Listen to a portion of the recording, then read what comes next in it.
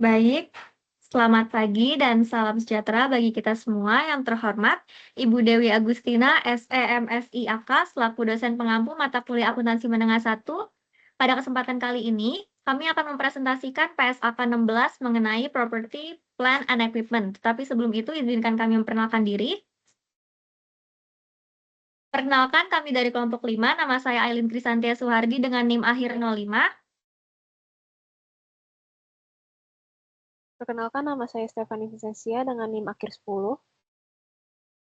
Perkenalkan, saya Shirley dengan NIM belakang 19. Perkenalkan, saya Regina Griselda dengan NIM belakang 048. Perkenalkan, nama saya Kriswala Purwitasari dengan NIM akhir 052.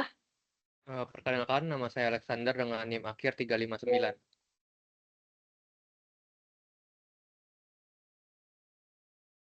Oke, sebelum masuk ke aturan pencatatan, mari kita pahami dulu apa yang dimaksud dengan aset tetap. Jadi, aset tetap itu adalah aset berwujud yang dimiliki untuk digunakan dalam operasi perusahaan dan diharapkan digunakan lebih dari 1 tahun. Nah, contohnya itu ada gedung seperti kantor, pabrik, atau gudang, lalu ada mesin seperti mesin produksi, kendaraan misalnya mobil operasional, peralatan kantor seperti komputer, dan furniture dan fixture atau contohnya seperti rak gudang. Nah, yang bukan contoh dari aset tetap itu apa? Contohnya itu bisa persediaan barang dagangan atau barang yang dibeli dengan tujuan untuk dijual kembali. Lalu bisa juga aset yang dimiliki buat dijual kembali, bahan bakar atau suku cadang, dan juga aset tidak berwujud seperti merek dagang. Karena ini diatur dalam PSAK 19. Boleh dilanjut? Selanjutnya, tidak semua pembelian aset berwujud itu bisa langsung kita catat sebagai aset tetap di neraca. Karena ada beberapa kriteria. Yang pertama itu manfaat ekonomi masa depan pasti mengalir ke perusahaan. Jadi perusahaan harus dapat menunjukkan bahwa aset tersebut akan memberikan kontribusi baik langsung maupun tidak langsung. Yang dimana manfaat ini tuh bisa berupa yang pertama menghasilkan pendapatan seperti mesin produksi yang digunakan untuk membuat produk yang dijual, lalu mengurangi biaya seperti mesin yang lebih efisien dapat menekan biaya listrik atau tenaga kerja, dan meningkatkan kualitas produk, seperti peralatan teknologi tinggi yang menghasilkan produk dengan kualitas lebih banyak. Lalu kriteria yang kedua adalah biaya perolehannya dapat diukur secara andal, di mana perusahaan harus dapat nentuin nilai moneter aset tersebut dengan cukup akurat, di mana ada beberapa kriteria, yaitu yang pertama adalah harga beli, yaitu setelah dikurangi diskon, lalu biaya-biaya langsung terkait dengan pengiriman, pemasangan maupun profesional, dan juga biaya persiapan tempat dan perkiraan biaya pembongkaran dan pemulihan jika ada kewajiban.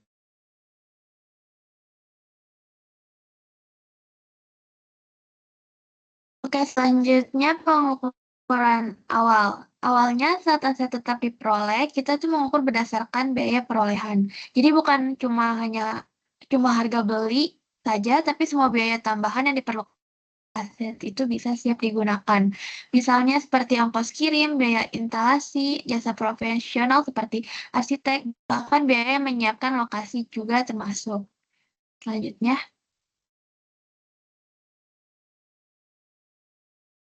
pengukuran lanjutan. Setelah aset dimiliki, kita memilih model untuk pengukuran selanjutnya. Ada 2 pilihan. Yang pertama ada model biaya yang paling umum dipakai. Aset dicatat sebesar biaya perolehan dikurangi akumulasi penyusutan. Ini tuh simple dan mudah diterapkan. Yang kedua itu ada model revaluasi. Di sini aset dicatat berdasarkan nilai wajar, lalu dikurangi akumulasi penyusutan. Nah, kalau nilainya naik, selisihnya masuk ke ekuitas dalam saldo revaluasi. Tapi model ini tuh lebih kompleks karena perusahaan harus melakukan revaluasi secara rutin.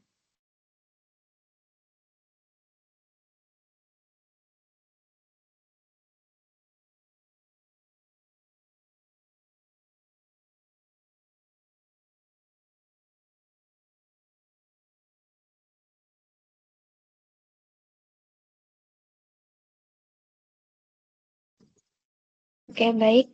Dalam PSK 16, penyusutan ini dimaknai sebagai proses alokasi biaya yang bisa disusutkan dari suatu aset tetap selama masa manfaatnya. Jumlah yang dapat disusutkan yaitu depreciable amount dihitung dengan mengurangi biaya perolehan aset dengan nilai residu.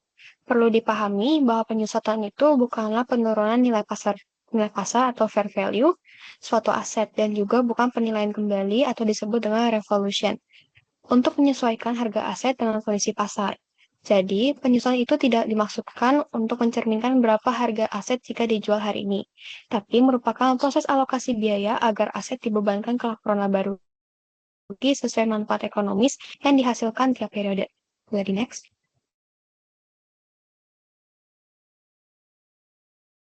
Dan adapun konsep penting dalam penyusutan, dalam menentukan penyusutan ada 3 komponen utama penting yang perlu diperhatikan. Yang pertama itu adalah biaya perolehan, yang merupakan seluruh pengeluaran dilakukan sampai aset siap digunakan. Biaya ini tentunya meliputi harga beli, biaya masuk, PPN tidak dapat dikreditkan, hingga biaya pengiriman dan asuransi, serta biaya instalasi dan pengujian dan persiapan lokasi. Pengeluaran setelah perolehan ini hanya akan ditambahkan ke nilai aset jika memang meningkatkan manfaat ekonomisnya. Misalnya, perbaikan besar atau upgrade. Selain itu, PSAK 16 juga membedakan antara biaya setelah perolehan, seperti hanya dikapitalisasi kalau menambah manfaat ekonomisnya. Misal, perbaikan besar ataupun upgrade. Boleh di next. Kedua adalah nilai residu, yaitu estimasi jumlah bersih yang dapat diperoleh perusahaan jika aset dilepas pada akhir masa manfaatnya. Setelah dikurangi biaya pelepasan, nilai residu bisa saja bernilai 0 jika aset diperkirakan tidak memiliki nilai jual, seperti perangkat lunak lama atau perangkat kecil. Nilai residu ini wajib ditinjau kembali setiap akhir periode pelaporannya, dan apabila terjadi perubahan yang signifikan, maka jumlah penyusutan periode berikutnya harus disesuaikan secara prospektif. Boleh di next.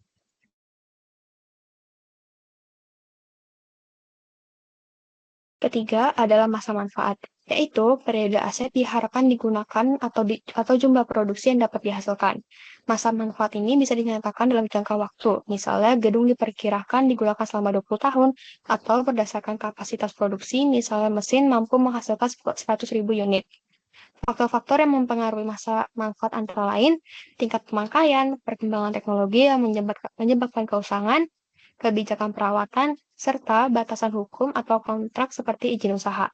Sama halnya dengan nilai residu, masa manfaat juga perlu dievaluasi secara berkala. Baik, boleh di next. Dan yang terakhir itu ada metode penyusutannya nih. Kalau dalam PASK 16, perusahaan itu tidak diwajibkan menggunakan metode penyusutan tertentu. Tetapi ada 3 metode yang bisa kita gunakan, yaitu yang pertama ada metode garis lurus atau straight line method, yang dimana metode ini beban penyusutan setiap tahun itu sama besar. Metode ini cocok digunakan apabila manfaat ekonomis aset dianggap relatif merata sepanjang umur manfaatnya. Rumusnya adalah beban tahunan sama dengan selisih antara biaya perolehan dan nilai residu dibagi dengan masa manfaat asetnya. Lalu yang kedua ada metode saldo menurun atau bisa kita sebut declining balance method, di mana metode ini beban penyusutannya itu lebih besar pada tahun awal, kemudian menurun seiring bertambahnya umur aset. Metode ini sesuai untuk aset yang produktivitasnya lebih tinggi pada awal masa penggunaannya. Salah satu variasi yang sering dipakai adalah metode saldo menurun ganda. Dan yang ketiga adalah metode unit produksi atau unit of production method, yaitu metode di mana beban penyusutan ditentukan berdasarkan output atau tingkat pemakaian aktual dari aset. Misalnya, jumlah jam kerja mesin, kilometer yang ditempuh kendaraan, atau jumlah unit barang yang dihasilkan. Metode ini paling tepat digunakan jika tingkat keausan aset sangat bergantung pada intensitas penggunanya. Mungkin materi selanjutnya dapat dilanjutkan oleh rekan saya. Selanjutnya itu metode penyusutan. Jadi metode penyusutan yang pertama itu ada metode garis lurus atau straight line method. Itu merupakan metode yang dimana metodenya itu cara menyebarkan biaya aset tetap secara merata sepanjang masa manfaatnya, menghasilkan jumlah beban penyusutan yang sama setiap tahunnya.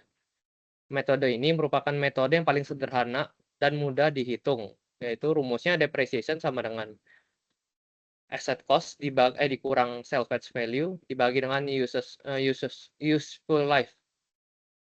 Lalu yang kedua ada metode saldo menurun ganda, yaitu teknik penyusutan yang mencatat beban penyusutan lebih besar di awal masa aset dan semakin kecil di tahun berikutnya.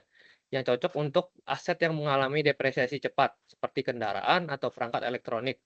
Rumus untuk mengetahui depreciation rate-nya itu 100 dibagi use life dikali 2.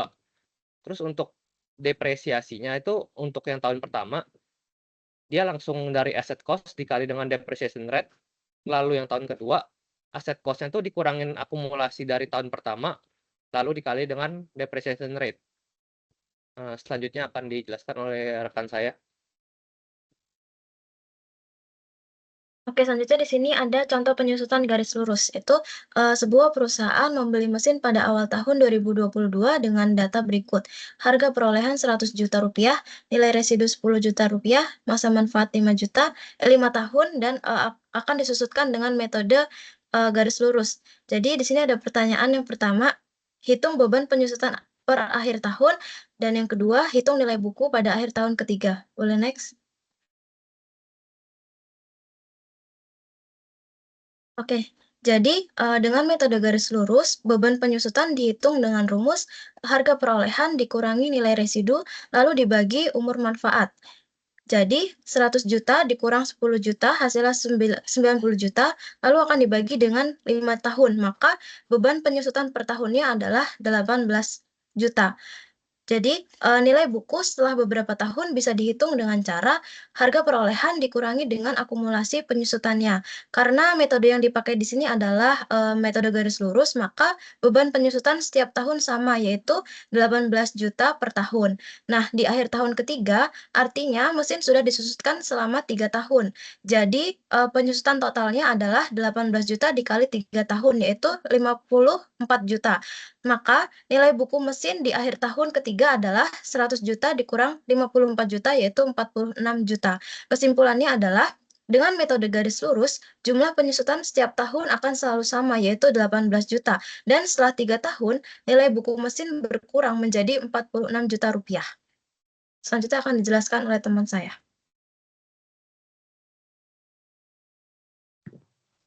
Oke, untuk materi terakhir itu saya akan bahas rekognisi dari aset tetap. Ada beberapa alasan kenapa perusahaan itu melakukan derekognisi pada aset tetap. Yang pertama, aset tersebut itu bakal ditukar dengan aset lain. Yang kedua, aset tersebut sudah tidak digunakan lagi dan dihentikan oleh perusahaan. Dan yang terakhir, yang paling penting, ketika tidak ada lagi manfaat ekonomi masa depan yang diharapkan dari aset tersebut, baik melalui penggunaannya maupun melalui penjualannya. Di sini melanjutkan contoh dari teman saya tadi. Pada awal tahun ketiga, nilai buku mesin adalah 46 juta. Skenario pertama, mesin itu berhasil dijual seharga 50 juta, dan skenario kedua itu mesin dijual seharga 40 juta. Untuk mencari laba atau kerugian dari penjualan aset tetap tersebut, rumusnya itu harga jual dikurangi sama nilai buku aset. Apabila menggunakan skenario pertama, perusahaan akan mendapatkan keuntungan sebesar 4 juta. Dan apabila perusahaan menggunakan skenario kedua, maka perusahaan akan mengalami kerugian sebesar 6 juta. Nah, hasilnya itu akan mempengaruhi dua laporan keuangan sekaligus. Yang pertama, laporan neraca, di mana aset tetap dan kas itu bakal menambah atau mengurang. Yang kedua, laporan laba rugi. Adanya keuntungan atau kerugian atas penjualan aset tetap akan dimasukkan ke laporan laba ruginya. Selain itu, derekognisi aset tetap itu juga akan mempengaruhi keputusan apakah penjualan atau penukaran aset sudah efisien secara ekonomis atau belum. Boleh di next? Sekian presentasi dari kami. Mohon maaf apabila ada kesalahan dalam penyampaian kata, penyampaian istilah, dan lain sebagainya. Terima kasih sudah menyaksikan presentasi dari kami. Kami mohon maaf dan undur diri. Terima kasih.